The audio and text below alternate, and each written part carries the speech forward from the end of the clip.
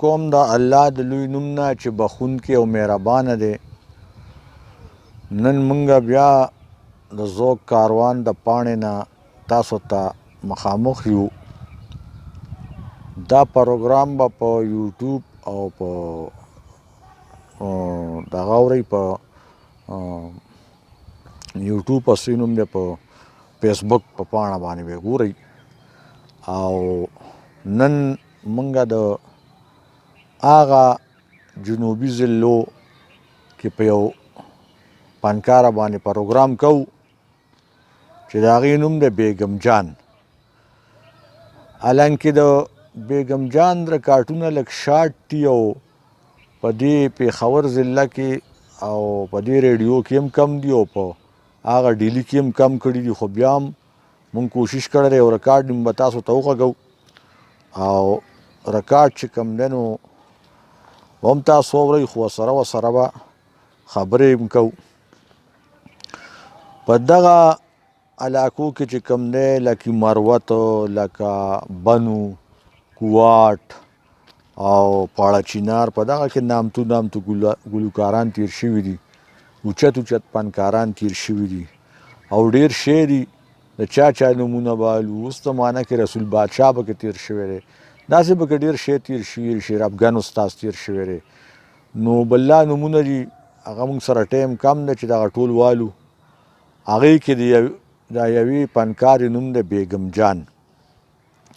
د بیګم جان د زیږون کال نه دی معلوم چې کله پیدا شوې وه، او خو پن یې داسې پن دی چې دا به په چرسي بیګم جان یادېده چې کله به د چرسو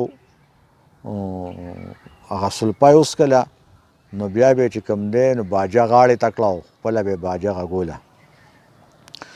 ویلی کېږي چې دا باجه د سکرام نه زده کړې وه. سکرام یو هندو خو په دې خیبر پښتونخوا کې ډېر معروف سازینه سړی او فنکار هم و. نو د هغه نوم ډېر په ښو دغه کې ستایلی شي. سکرام نه باجه هم زده کړې وه او سره به یې محفلونه هم کول.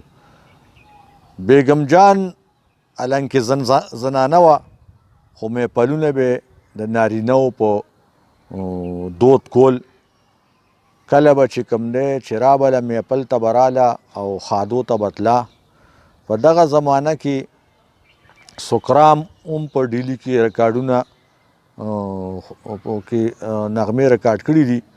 هغه د پېښور په ریډیو سټیشن کې هم شته او په ډیلي کې هم شته او وروستو دې سره په اجرو کې ټنګ ټکور هم کړی دی. دغه زمانه کې یو بل سړی و چې هغه ته به وزیر چند وي، هغه سره هم چې کوم دی محفلې کړي دي. بله یو زنانه وه حبیب جان چې هغې سره هم ډېر په خادو کې محفلې کړي دي. ویلی کېږي چې بیګم جان یو ورځ مشرانو خبره را چې وایي سوړېزو ته انځرګل استاد راغلی و یو خادی کې، نو بیګم جان هم راغلی وه سره د ډلې. نو وایي انځرګل استاد سره په جوړه کې مجلس وکړو. د انځرګل استاد سرونه هم ډېر زیات اوچت و، ډېر زیل کې به مجلس کو. خو وایي هغه ورته هم حیران پاتې شو چې واقعي چې بیګم جان ده. نو بیګم جان د سړو غوندې مجلسونه کړي دي، ډېرې نامتو نغمې غږولي دي په باجه کې. افغانستان ته هم تللی را، والي سوات لم تللی را، هلته کې مې پلونه کړي دي. د دیر نواب سره هم چې کوم دی نو پروګرامونه کړي دي په دغه ټنګ ټکور. وایي چې یو ورځې وایي یو خادي وه، په هغې کې ورسره زرشي جان یو بله فنکاره وه چې هغه ورسره په جوړه کې وه. ټوله شپه چې وایي مجلس وشو، سهار د بانګونو ته وایي لږ ټایم و، خو وایي په بیګم جان کې کمی نه راته، وایي لاله به اوچتېده نو وایي چې کوم دی نو وایي زرشي ورته خپو ته ټیټه شوه، په خپو یې ورله لاس کېښود چې بس زه خو دغه غواړم، بخښنه غواړم. بیګم جان داسې یو فنکاره وه چې ثاني نو.